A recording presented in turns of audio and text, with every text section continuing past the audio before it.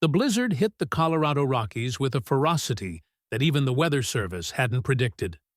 What was supposed to be light snow flurries had transformed into a white wall of death within hours, temperatures plummeting to 15 below zero, winds howling at 60 miles per hour. Visibility reduced to less than 3 feet. It was the kind of storm that killed people, that turned familiar landscapes into alien wastelands, where experienced outdoorsmen lost their bearings and froze to death within yards of safety. Jake Morrison stood at the window of his cabin on the outskirts of Summit Ridge, watching the world disappear into white chaos. He was a man built for harsh conditions, 6 feet, 2 inches of muscle and scar tissue, with gray eyes that had seen too much and hands that bore the calluses of hard work and harder choices. At 43 years old, he had spent 20 years as a Navy SEAL, before an IED in Afghanistan had ended his career and left him with a titanium rod in his left leg and nightmares that no surgery could fix. He had come to these mountains 2 years ago seeking solitude, seeking silence, seeking some kind of peace that had eluded him since he had watched 3 of his teammates die in a firebase outside Kandahar. The memories still came unbidden, usually in the quiet hours before dawn. The sound of the explosion that had torn through their convoy, the screaming that had followed, the smell of burning metal and flesh, the weight of Staff Sergeant Michael Chen in his arms as Jake had tried desperately to stop the bleeding, knowing even as he applied pressure that it was too late, that the shrapnel had torn through too many vital organs. Mike had looked up at him with eyes already starting to glaze, had whispered something about his wife Jessica and his kids, had made Jake promise to check on them if anything happened. Jake had promised, had held Mike's hand as the life drained out of him, and then had broken that promise because he couldn't face the widow and children of a man he had failed to save. Beside him stood Ranger, a 4-year-old German shepherd, who had been Jake's constant companion since he had adopted him from a military working dog retirement program 18 months ago. Ranger had served 2 tours in Iraq before a training accident had left him with a slight limp that disqualified him from active duty, but hadn't diminished his intelligence, his loyalty, or his uncanny ability to sense when something was wrong. The dog was whining now, low and insistent, his ears perked forward, his attention fixed on something beyond the window that Jake couldn't see. His body language was tense, alert, the same way he looked when he detected danger during their hikes through the mountains. Jake knew better than to ignore Ranger's instincts. In the 18 months they had been together, the dog had alerted him to a gas leak that could have killed him in his sleep, had detected a black bear prowling too close to the cabin, had even sensed an approaching avalanche minutes before it buried the North Ridge Trail under 15 feet of snow. There was something almost supernatural about the dog's awareness, a sixth sense that Jake had learned to trust absolutely.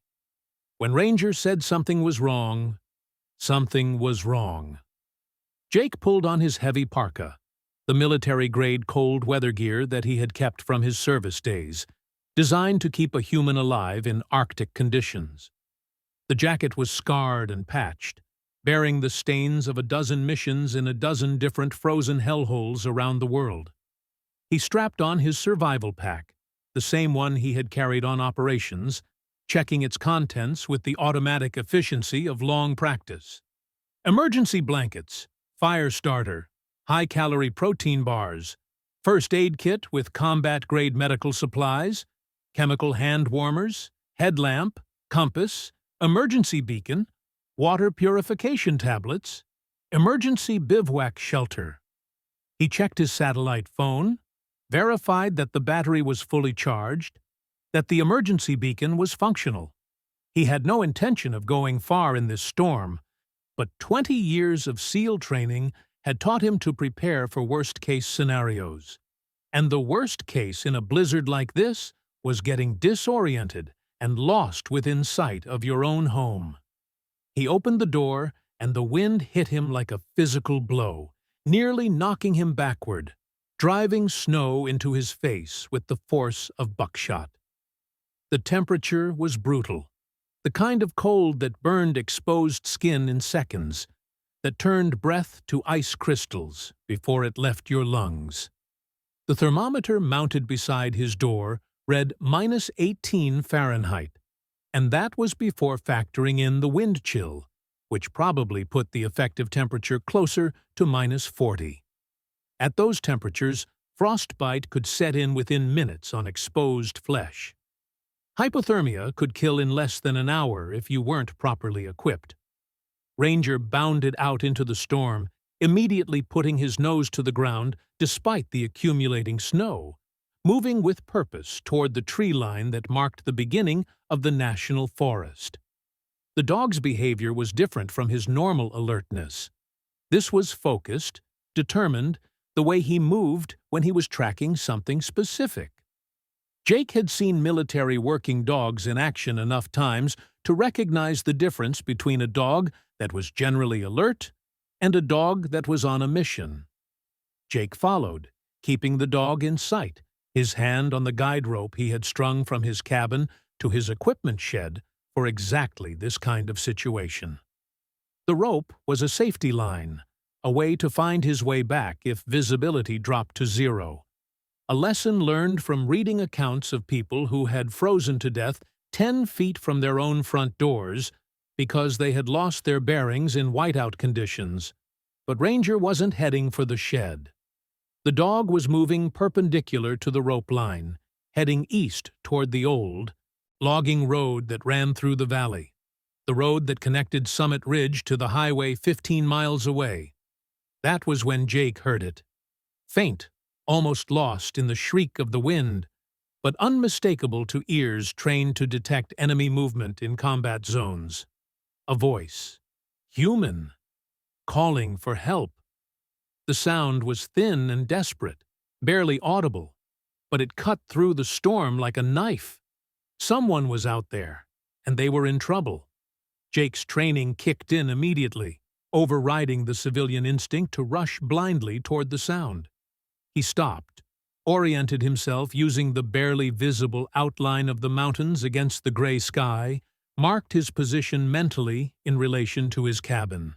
The peaks were just dark shadows against the lighter gray of the storm clouds, but they were enough for navigation if you knew the terrain. He had maybe 2 hours of daylight left, though in this storm it was hard to tell where daylight ended and darkness began.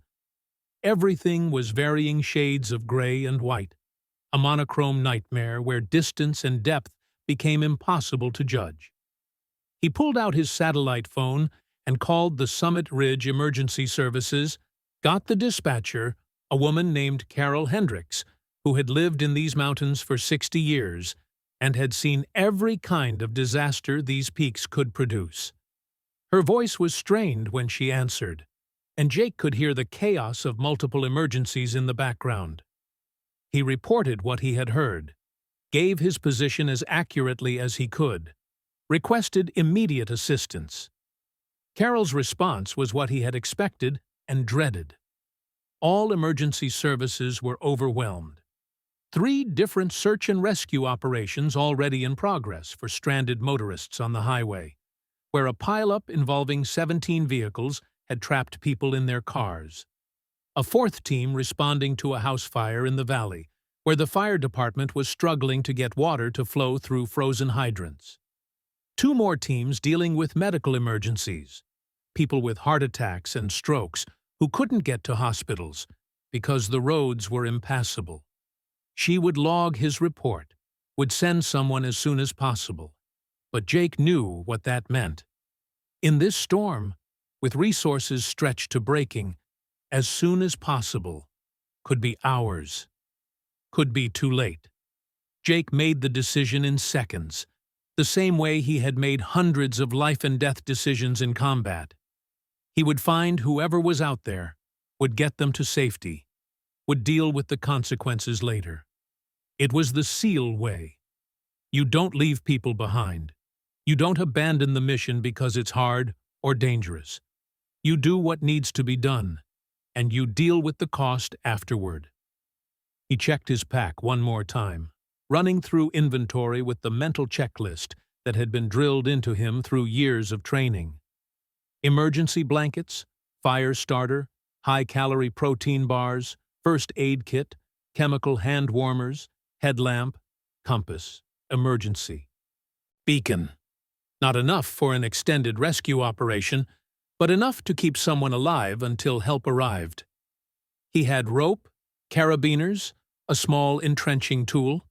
He had combat gauze and tourniquets in his first aid kit, the kind of supplies that could stop arterial bleeding. He had always been prepared for the possibility that his isolation might be interrupted by emergency, had stocked his gear accordingly. Before we continue, don't forget to hit the like button, share, and subscribe. And I'm really curious, what country are you watching from right now? Write your country in the comments. I love seeing how far our stories travel. Now, back to the story. Ranger was already 20 yards ahead, moving with the focused intensity that Jake recognized from watching military working dogs track insurgents through Iraqi villages. The dog had found a scent trail despite the wind and snow that should have made it impossible, was following it with absolute certainty. German Shepherds had 220 million scent receptors compared to a human's 5 million, could detect odors that were completely undetectable to human senses. Even in this storm, even with the wind dispersing scent molecules and the snow covering everything, Ranger had locked onto something. Jake followed, using his trekking poles to probe the ground ahead, watching for the hidden dangers that blizzards concealed. Sudden drops where the terrain fell away. Ice-covered streams hidden under snow that looked solid. Deadfall, the fallen trees and branches that could trip you or trap you. Snow-covered rocks that could turn an ankle or break a leg. The forest in a blizzard was a minefield of hazards, and moving through it required constant vigilance. They moved deeper into the storm, and Jake felt the familiar sensation of the world narrowing to immediate survival. Each breath was a conscious effort against the cold that wanted to freeze his lungs, the air so cold that it burned going down his throat. Each step was a calculated risk against the snow that was already past his knees and getting deeper with every minute. The wind was a living thing trying to kill him, trying to knock him down, trying to steal his body heat and leave him as another frozen corpse for the spring thaw to reveal. He had been cold before, had done Arctic survival training in Norway, where they had been dropped in sub-zero temperatures with minimal gear and told to survive for 72 hours. But that had been training, with safety officers monitoring from a distance, with the knowledge that if things went truly wrong, there would be extraction. This was real, and there was no safety net. The voice came again, closer now, and Jake could make out words. "Help us. Please. Someone help us." The voice was female, high and desperate, and there was something else underneath it that made Jake's blood run cold. The sound of children crying. Not the normal crying of upset children, but the weak, exhausted crying of children who had been crying for so long that they had almost no strength left. Jake felt ice in his gut that had nothing to do with the temperature. Children out here in this storm meant a timeline measured in minutes, not hours. Children lost body heat faster than adults, their smaller bodies having less mass to retain warmth and higher surface area-to-volume ratios that accelerated heat loss. They succumbed to hypothermia with terrifying speed, could go from shivering to unconscious to dead in less than an hour in conditions like this. If there were kids out here, they were probably already in the early stages of cold injury, maybe worse. Ranger stopped suddenly, barking, his signal that he had found something. The bark was sharp and insistent, cutting through the wind. Jake pushed forward through snow that had drifted even deeper here, where the terrain created a natural catch basin, and nearly fell over what the dog had discovered. A vehicle. A Toyota RAV4 SUV, buried almost to the windows in a massive snowdrift, canted at a steep angle where it had slid off the logging road and into a drainage ditch. The driver's side door was open, snow piling inside, creating a drift on the driver's seat. Jake could see footprints leading away from the vehicle, already half filled with new snow, but still visible as depressions in the otherwise smooth surface. Jake looked inside the SUV, his headlamp cutting through the darkness of the interior. Luggage in the back, children's backpacks with cartoon characters on them. 2 child car seats, one for an infant or toddler, one booster seat for an older child. A woman's purse spilled across the passenger seat, papers and belongings scattered everywhere. Tissues, lipstick, a wallet hanging half open. Family photos visible in the wallet's clear sleeves. The keys were still in the ignition, turned to the accessory position, the dashboard lights glowing dimly. The gas gauge read empty, the needle buried below the E-mark. Jake reconstructed what had happened with the practiced eye of someone who had analyzed countless tactical situations. Someone had been driving on the logging road, probably trying to take a shortcut, or maybe lost and following GPS directions that had sent them down what looked like a viable route. They had run out of gas, which meant they had probably been driving around lost for a while, burning fuel trying to find their way. They had tried to stay with the vehicle initially, which was the correct procedure. You were supposed to stay with your vehicle in a blizzard, because it provided shelter and was easier for rescuers to spot than a person on foot. But something had forced them to leave.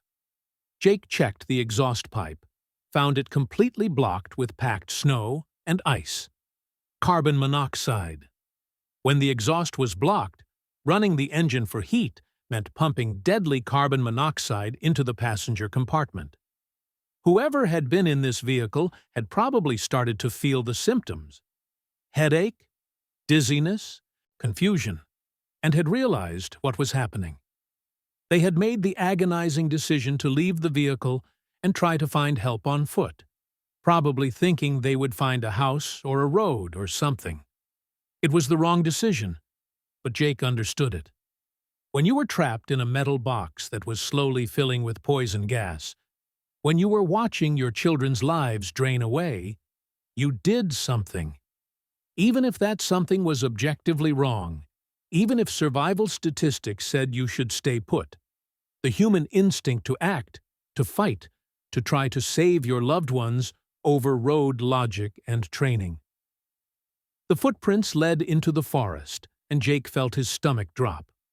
Leaving the vehicle in a blizzard was almost always a death sentence, statistically speaking. People got disoriented within minutes, lost track of direction, wandered in circles until they collapsed from exhaustion and hypothermia. But he could understand the decision, if the alternative was dying from carbon monoxide poisoning or freezing in a metal box. Whoever had made those tracks had been trying to survive, had been following some desperate hope of finding shelter, of saving their family. Ranger was already on the trail, following the footprints that were disappearing even as Jake watched, the wind and new snow combining to erase the evidence of passage. They moved into the trees, and the wind dropped slightly as the dense pines provided some shelter, but the visibility actually got worse because the trees blocked what little ambient light remained. The tracks wandered, showing the kind of erratic pattern that spoke of disorientation, of someone who had lost their sense of direction, who was moving on instinct rather than logic. The pattern was zigzagging, doubling back occasionally, the signature of someone who was hypothermic and confused. Jake called out, his voice barely carrying in the wind even when he shouted at full volume. "This is Jake Morrison. I'm here to help. If you can hear me, stay where you are and keep making noise. I'm coming to you. Don't try to move. Just stay where you are and call out so I can find you."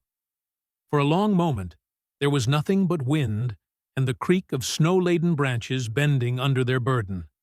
Then, faint but clear, a child's voice. "We're here. We're over here. Please hurry. My mom won't wake up. Please, mister. My mom won't wake up, and Sophie is really cold, and I don't know what to do." Those words hit Jake like a punch to the chest, knocking the air out of his lungs more effectively than the cold or the exertion.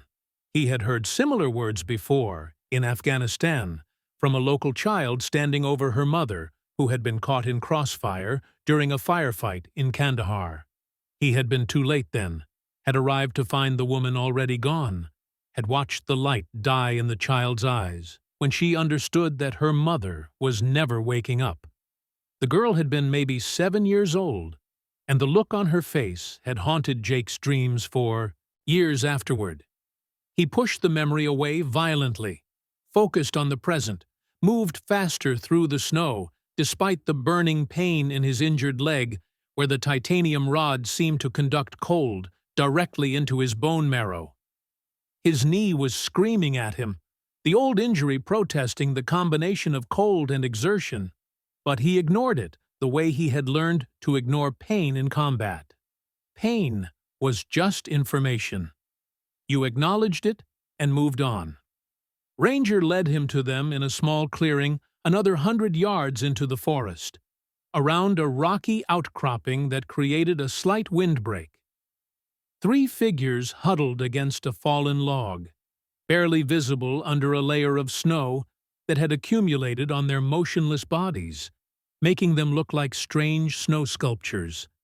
A woman and 2 children. A boy who looked about 8 years old, and a girl who couldn't have been more than 5.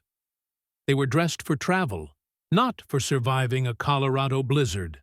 Light spring jackets, jeans, sneakers that were completely soaked through.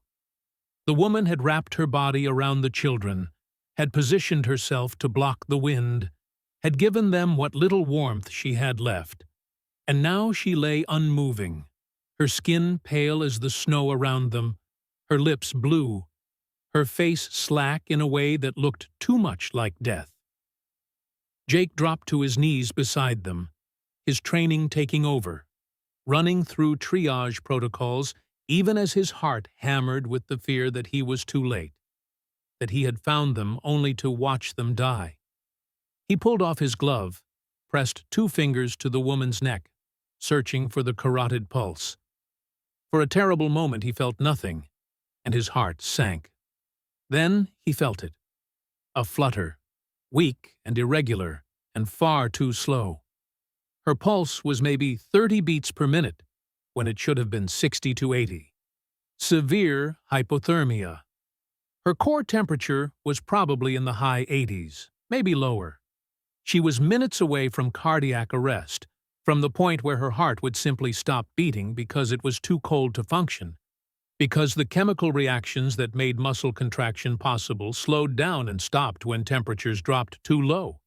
The children were in better shape, relatively speaking. They were conscious, shivering violently, which was actually a good sign because it meant their bodies were still fighting, still trying to generate heat through muscle activity. Shivering was the body's emergency heat generation system, burning calories at up to 5 times the normal rate to produce warmth. But their shivering would stop soon, as their core temperatures dropped further, and their bodies ran out of energy. And when the shivering stopped, they would slip into the same deadly stillness as their mother. The progression was predictable. Violent shivering, then confusion and loss of coordination, then the shivering stopping as the body gave up, then unconsciousness, then death. Jake spoke to the children, keeping his voice calm, authoritative, the voice he had used to give orders under fire, the voice that projected confidence and control even when he felt neither. "My name is Jake. I'm going to help you and your mom. but I need you to listen very carefully and do exactly what I say. Can you do that? Can you be brave and follow my instructions?" The boy nodded, his teeth chattering so hard Jake could hear them clicking together, the sound like castanets. The girl just stared with wide, frightened eyes that looked glassy and unfocused. She was further gone than her brother, deeper into hypothermia. Jake pulled the emergency blankets from his pack, the thin metallic sheets that reflected body heat back to the wearer. They looked inadequate, like tinfoil, but they were remarkably effective at preventing heat loss. He wrapped one around each child, tucking the edges in carefully, creating a sealed envelope. He activated chemical hand warmers, the kind that produced heat for up to 8 hours through an exothermic oxidation reaction, and placed them against the children's chests, against their cores where they would do the most good. He made them eat protein bars, even though they said they weren't hungry, knowing that their bodies needed fuel to generate heat, needed calories to burn.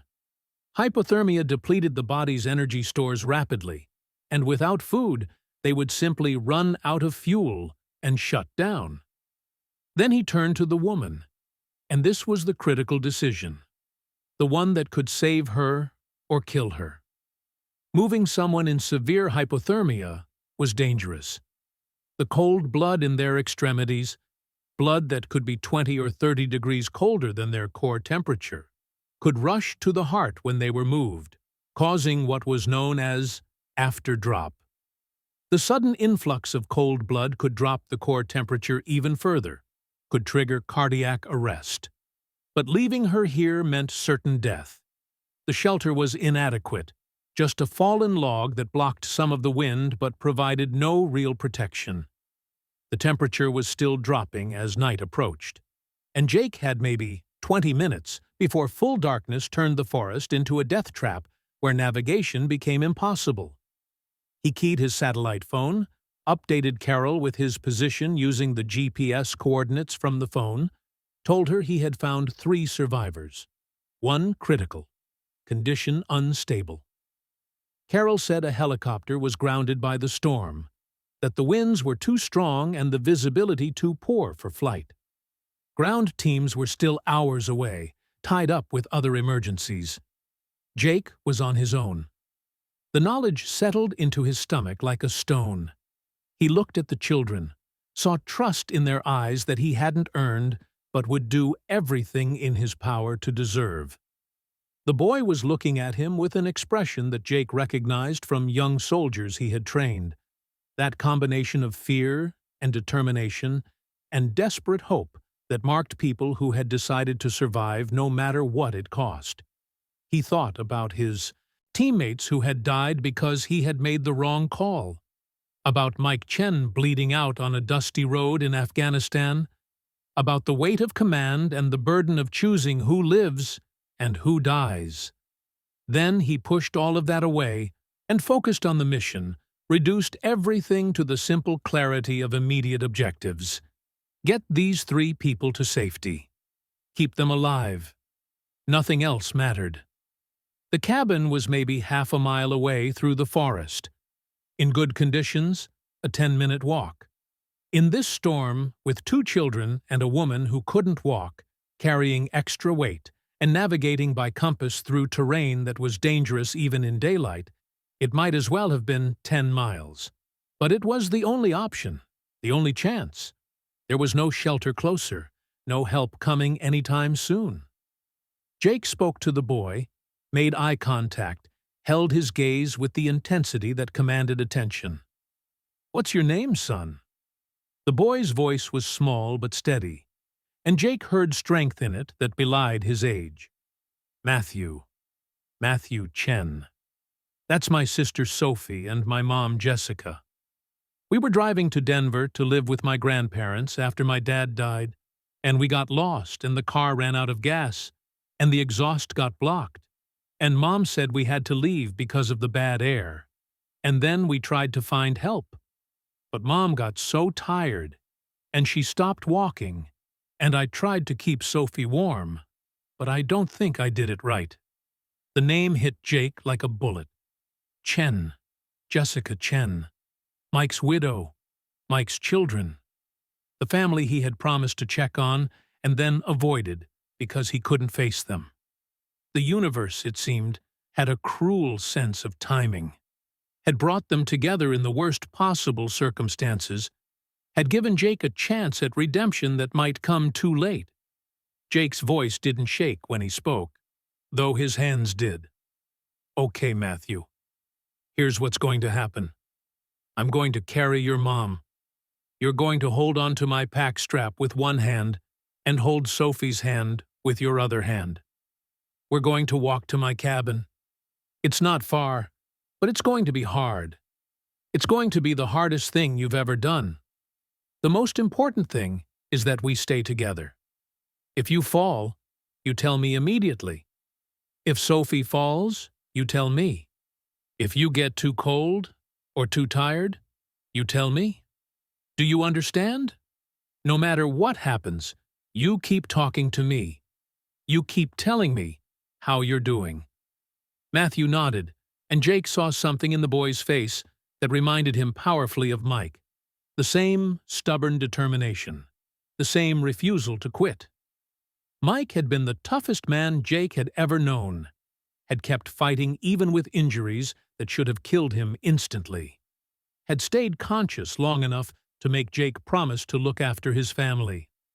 Jake fashioned an improvised harness from climbing rope, using techniques he had learned for casualty evacuation in combat zones. He secured Jessica to his back in a modified fireman's carry, distributing her weight across his shoulders and hips, creating a stable platform that would allow him to move through difficult terrain. She weighed maybe 120 pounds, which Jake could handle under normal circumstances, but these weren't normal circumstances. The snow was deep. His leg was already aching from the cold and the exertion, and he would be navigating by compass and instinct through a forest in a blizzard with two terrified children depending on him not to get lost. He took a bearing on his compass, 285 degrees, oriented himself toward where he knew his cabin had to be based on his mental map of the terrain. He had hiked these forests for 2 years, knew them well, but in a whiteout everything looked the same, and confident men had died because they trusted their sense of direction over their instruments. Jake started walking, and Matthew gripped his pack strap with one small hand while holding Sophie's hand with the other. Ranger moved ahead, breaking trail through the deep snow, the dog's superior strength and four-legged stability making him better suited for this than Jake was. The German shepherd seemed to understand the gravity of the situation, moved with focused purpose, checking back frequently to make sure everyone was following. The journey became a nightmare of exhaustion and cold and pain. Every step was a battle against snow that sometimes reached Jake's thighs, against wind that tried to knock him sideways, against the burning pain in his leg, where the titanium rod seemed to turn into a rod of ice inside his flesh. Jessica's weight pressed down on his shoulders, and he could feel how cold she was through his parka, could feel the unnatural chill of her body. It was like carrying a corpse, and the thought terrified him. They had been moving for maybe 10 minutes, making agonizingly slow progress, when Sophie fell. Her little legs simply gave out, buckled under her, and she went down face first into the snow. Matthew called out immediately, his voice high with panic that he was trying hard to control. "Mr. Jake!" Sophie fell. She fell down. Jake stopped, carefully lowered himself to his knees, despite the screaming protest from his injured leg, helped the little girl up. He checked her for injury, brushed snow off her face, looked into her eyes. They were unfocused, glassy, the pupils dilated. She was progressing deeper into hypothermia, approaching the stage where confusion and loss of coordination made continued travel nearly impossible. Sophie was crying, saying she was tired, saying she wanted to go home, saying she wanted her daddy. The words were slurred, her speech slow and confused. Jake knelt in the snow despite the agony in his knee, looked into her eyes, spoke with gentle firmness, laced with the command voice that he had used to rally exhausted soldiers.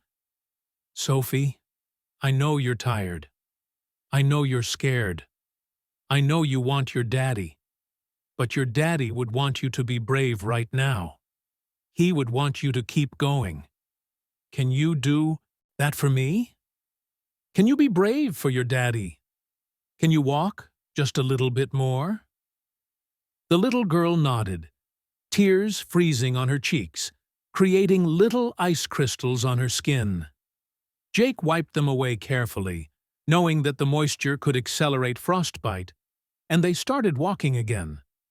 The forest seemed endless, and Jake started to doubt his navigation even as he consciously trusted his compass.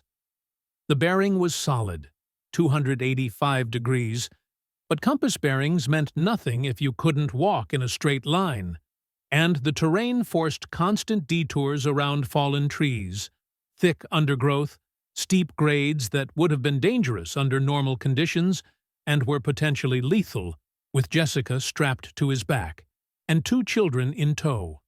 He compensated, adjusted, tried to maintain general direction even as the specific path wandered.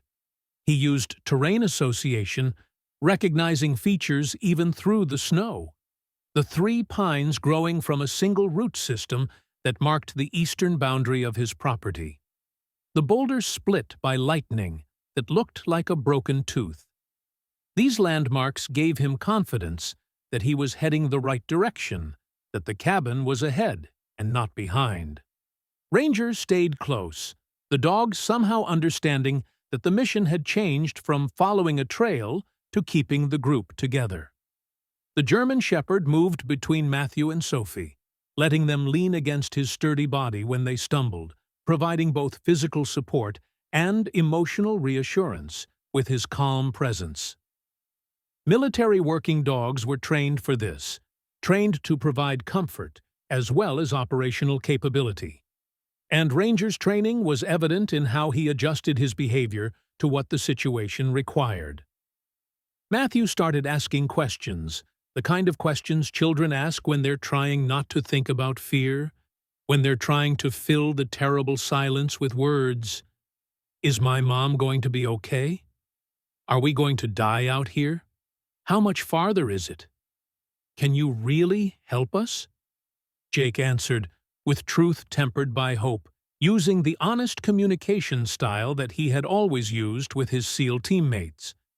"Your mom is very sick, Matthew, but I'm going to do everything I can to help her. I have medical training, and I have warm shelter close by. We're not going to die because we're not going to quit. We're going to keep walking and stay together and make it to safety. It's hard, and it's scary, but we can do hard things. You've already been so brave. I need you to stay brave just a little bit longer." They walked for another 15 minutes that felt like 15 hours, and Jake started to recognize landmarks even through the storm. The lightning-struck pine that marked the northern boundary of his property, its top shattered and blackened. The rock formation that looked like a sitting bear, a granite outcropping that he passed every time he hiked the North Trail. They were close, maybe 5 more minutes, maybe less. That was when Jessica went into cardiac arrest. Jake felt it happen, felt the change in her body against his back, a sudden absolute stillness that was different from unconsciousness. Her already weak breathing stopped completely. Her muscles, which had maintained some minimal tone even in deep hypothermia, went completely slack. He knew instantly what had happened, recognized it from battlefield medicine experience. Her heart had stopped. He lowered her to the ground immediately, laid her flat on her back, started CPR without hesitation. 30 compressions, 2 breaths, counting aloud, creating a rhythm that he had practiced hundreds of times in training and used dozens of times in combat. He ignored the children's frightened questions, focused entirely on the compressions, on maintaining proper depth and rate. 1 and 2 and 3 and 4, counting up to 30, then tilting her head back, lifting her chin, sealing his mouth over hers and delivering 2 rescue breaths. He had done this before, had performed battlefield medicine under fire, had brought people back from the edge of death through sheer determination and proper technique. But this was different. This was a woman whose heart had stopped because she was too cold, and CPR in hypothermia was a desperate measure with poor odds of success. He was trying to manually circulate blood that was too cold to carry enough oxygen efficiently, trying to keep a brain alive that was already shutting down from cold and lack of oxygen, trying to restart a heart that might not have enough energy to respond. 2 minutes of CPR and no response. Jake checked for pulse, found nothing. 3 minutes. 4. His arms were burning with lactic acid buildup, his lungs heaving, his injured legs screaming every time he shifted his weight. But he maintained rhythm because he knew that in hypothermia, you don't stop CPR until the patient is warm and dead. There was a saying in wilderness medicine, "Nobody is dead until they're warm and dead." People had been revived from severe hypothermia after hours of CPR because the cold had protected their brain from damage.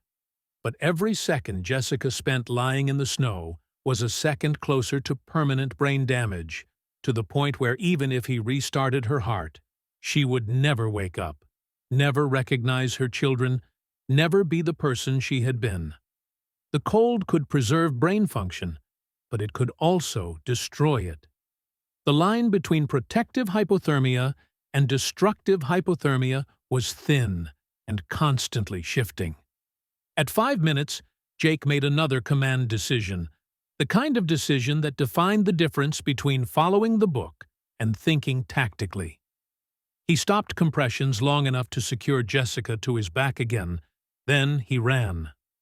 Not the careful, measured pace from before, but an all-out sprint through snow that grabbed at his boots like hands trying to pull him down, over terrain that tried to trip him, carrying 120 pounds of dead weight, and followed by 2 terrified children who somehow kept up because the alternative was being left behind in the storm.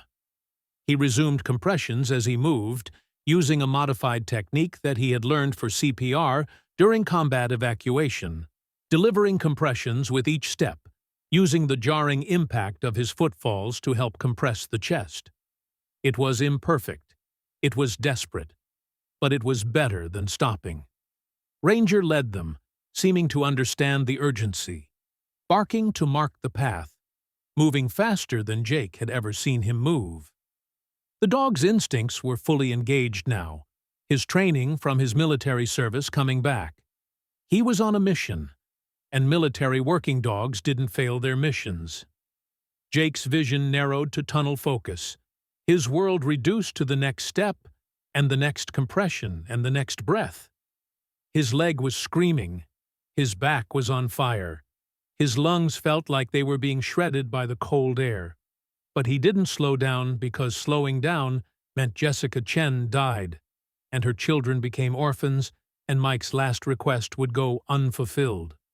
The cabin appeared through the storm like a miracle, solid and real and close enough to touch.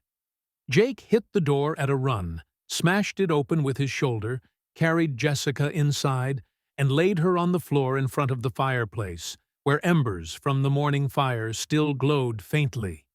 He barked orders at Matthew, telling him to get his sister inside, close the door, lock it, stay by the fire. Then Jake went to work with the efficiency of combat medicine, with the practiced movements of someone who had done this before in tents and bunkers and the back of helicopters under fire. He stripped Jessica's wet clothes, cutting them away with trauma shears from his medical kit, exposing pale skin that was cold as marble, skin that had the bluish tinge of severe hypothermia and poor circulation.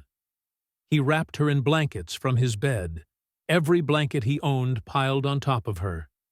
He turned the fireplace to maximum heat, threw on more wood, stoked the embers into flames. He started water heating for warm compresses, filled bottles with water that was warm but not hot, because hot water could cause burns on hypothermic skin. And he resumed CPR, compressions and breaths, talking to her the whole time, using the command voice that had once ordered men into combat, that projected absolute confidence and authority, that demanded obedience and response. Jessica Chen, you stay with me. You have 2 kids who need their mother. You don't get to quit. You don't get to give up. Your husband asked me to take care of you, and I failed him once, but I'm not failing him again. You stay with me. That's an order. You stay with me. 5 minutes of CPR. 6. 7. Jake's arms felt like they were going to fall off, but he maintained rhythm, maintained compression depth, because sloppy CPR was useless CPR. He had Matthew ready with warm water bottles to place against Jessica's chest, had Sophie holding blankets, ready to lay her on. The children watched their mother with wide eyes, and Jake saw in their faces the same look he had seen on the faces of children in war zones. The look that said they understood that death was real and close and could take the people you loved. At 8 minutes, Jake felt something change. A flutter under his hands, different from the passive movement of the chest during compressions. He stopped, checked for pulse, and there it was. Weak, irregular, but present. Her heart had started beating again. Jake didn't celebrate because they weren't safe yet. Hypothermia patients who had been resuscitated could still die from rewarming shock, from the cascade of metabolic problems that occurred when a profoundly hypothermic body was brought back to normal temperature. He monitored her pulse with 2 fingers on her carotid artery, counting beats, watching the rhythm. He monitored her breathing, watching her chest rise and fall. He watched her skin color, looking for the subtle changes that would indicate improving or deteriorating circulation. He got her into dry clothes, soft flannel pajamas that he had to roll the sleeves and legs on because they were sized for him, and she was a small woman. He piled more blankets on her, positioned warm water bottles carefully around her core, not her extremities, where they could cause the dangerous phenomenon of afterdrop. Core rewarming was critical. You warmed the heart and brain first. Let the extremities warm slowly and naturally. Matthew and Sophie huddled together on the couch, wrapped in blankets, drinking hot chocolate that Jake had made with shaking hands. He had given them dry clothes too, sweatpants and sweatshirts that were ridiculously oversized but dry and warm. They watched their mother with wide eyes, and Jake saw the same look he had seen on the faces of children in war zones. The look that said they had learned too young that the world was dangerous and that the people you love can be taken from you without warning. Jake stayed by Jessica's side through the night, monitoring her as the blizzard raged outside with undiminished fury. Her pulse strengthened gradually, becoming more regular, the intervals between beats evening out. Her breathing evened out, becoming deeper and more rhythmic instead of the shallow gasping of severe hypothermia. Her skin began to regain some color, the deathly pallor giving way to a more natural tone.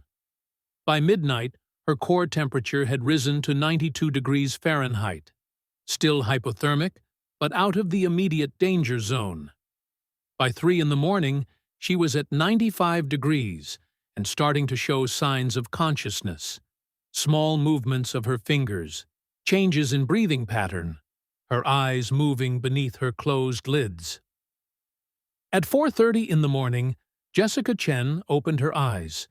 She looked confused at first, disoriented, her gaze moving around the unfamiliar cabin with the incomprehension of someone who doesn't know where they are or how they got there. Then she saw her children sleeping on the couch under a pile of blankets, saw Jake sitting beside her, and understanding came into her face, along with tears that spilled down her cheeks. My babies. Are they okay? Her voice was a whisper, rough and weak, her throat raw from the cold. They're fine. Cold and scared, but fine. You kept them alive out there. You saved them with your body heat until I could find you. Jessica started to cry, silent tears running down her face, her body shaking with sobs. I thought we were going to die. The car ran out of gas and the exhaust was blocked, and I was so scared of carbon monoxide. We tried to walk to find help, and I got so tired, and everything was white, and I couldn't tell which way to go, and I just wanted my children to be warm. I tried to keep them warm. I tried so hard. Jake gripped her hand, let her cry, understanding that she needed to release the fear and trauma, needed to purge the terror of the experience. When she had quieted, when the sobs had subsided to hiccups and shaky breaths, he told her what had happened. How Ranger had somehow detected them despite the storm, how they had found the children in time, how Matthew and Sophie had been incredibly brave during the walk back to the cabin. Jessica looked at her sleeping children with an expression that Jake recognized, the look of a parent who had almost lost everything that mattered and was now understanding how close they had come to tragedy, how thin the line was between life and death. She looked back at Jake, really looked at him for the first time, and something shifted in her expression. Recognition, confusion, disbelief. I know you. Her voice was stronger now, more focused. You were at Mike's funeral. You were one of his teammates. You're the one who... She stopped, understanding dawning. You're the one Mike talked about, Jake Morrison. He made you promise to check on us if anything happened to him. Jake felt his throat tighten, felt the weight of guilt and failure pressing down on him. I'm sorry. I should have come sooner. I should have kept my promise. I tried to, but I couldn't face you. Couldn't face Mike's family when I was the one who failed to save him. I'm sorry. Jessica's expression softened, and she reached out, gripped Jake's hand with surprising strength for someone who had nearly died. You didn't fail him. Mike told me about you in his letters. He said you were the best officer he ever served under, that you cared about your men more than yourself. He said he trusted you with his life. And Jake, look around. You saved his children. You saved his wife. Mike would say you kept your promise.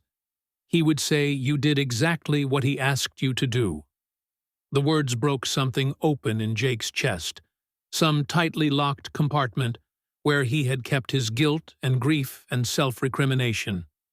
He felt tears on his face and didn't bother to wipe them away.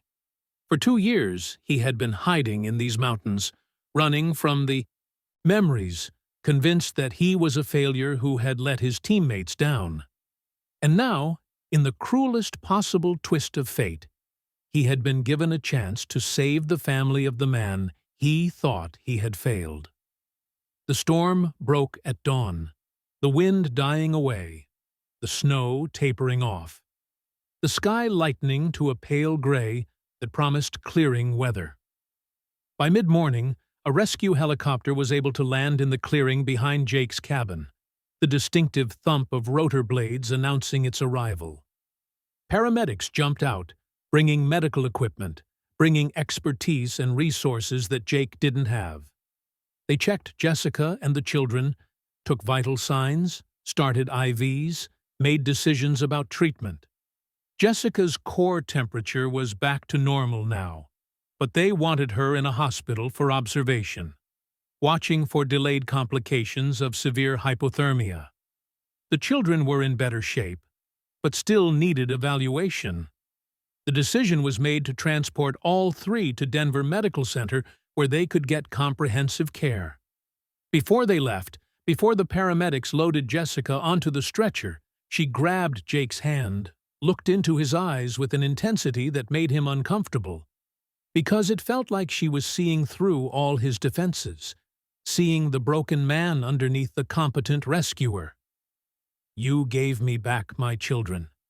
You gave them back their mother. You saved Mike's family when he couldn't. I don't know how to thank you for that." Jake, who had spent 2 years in these mountains trying to forget the people he hadn't been able to save, who still woke up some nights hearing the screams of wounded soldiers he had been too late to help, felt something shift inside his chest. Some heavy weight that he had been carrying for so long loosened slightly, didn't disappear but became bearable. Maybe, he thought, maybe you couldn't save everyone. Maybe you lived with the failures and the losses and the might-have-beens. But maybe, sometimes, you got a chance to save someone. And maybe that had to be enough.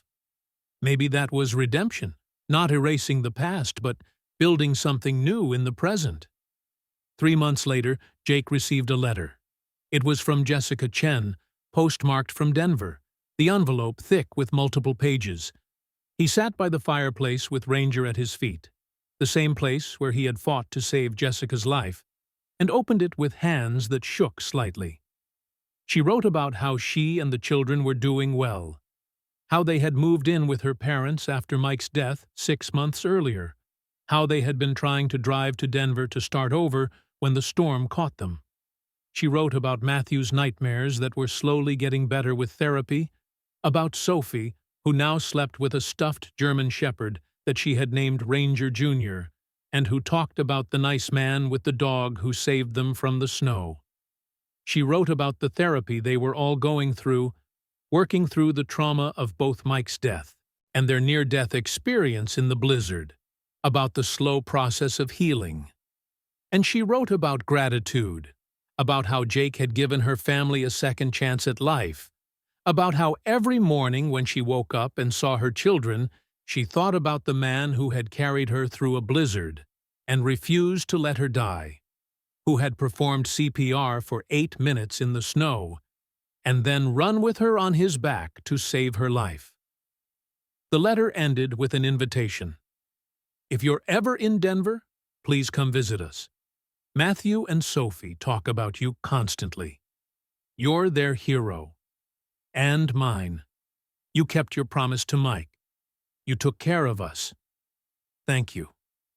Jake read the letter 3 times, sitting by the fireplace with Ranger at his feet, the same dog who had somehow known that people were in trouble, who had led him through the storm to find them. He thought about the teammates he had lost, about the missions that had gone wrong, about the weight he had carried for so long. And he thought about 2 children who were alive because he had been in the right place at the right time. Because he had made the decision to go into the storm instead of staying safe.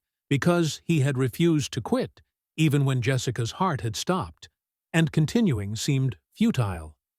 Maybe, Jake thought, redemption didn't come all at once.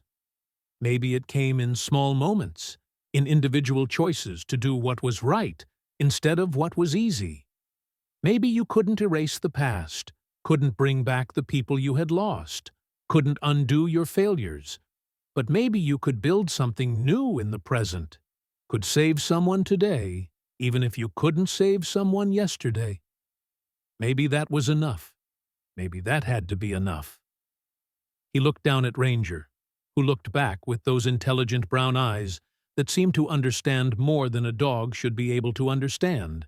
And Jake felt something he hadn't felt in a long time. Not quite peace, not yet, but maybe the beginning of it. Maybe the start of understanding that he could live with what he had done and what he had failed to do, that he could accept both his limitations and his capabilities, that he could be both the man who had failed to save his teammates and the man who had saved Jessica Chen and her children. Spring came to the mountains, melting the snow, revealing the landscape that had been hidden under white. Jake hiked the trail where he had found the Chen family, saw the fallen log where they had been huddled, the path he had carried Jessica along while performing CPR. It seemed impossible in the gentle sunshine, seemed like something from a dream or a nightmare. But the broken branches from his passage were still visible, the disturbed snow slowly melting to reveal the ground underneath.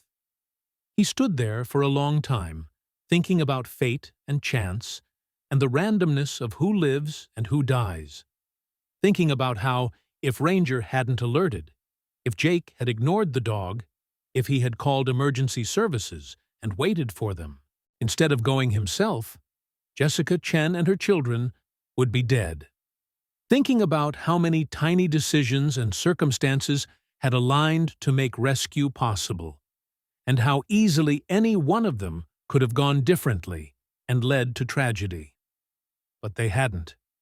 The universe, for once, had been kind, and 3 people were alive because of it.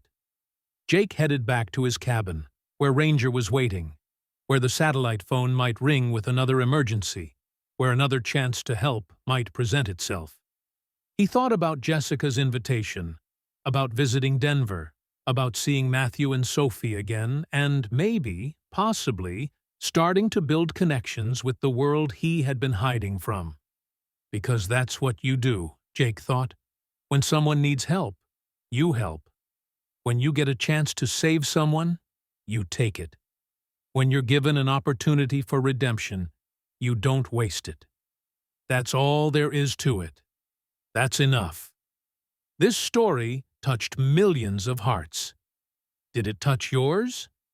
Show it with a like, write "beautiful story" in the comments, and subscribe or follow for more moving stories like this.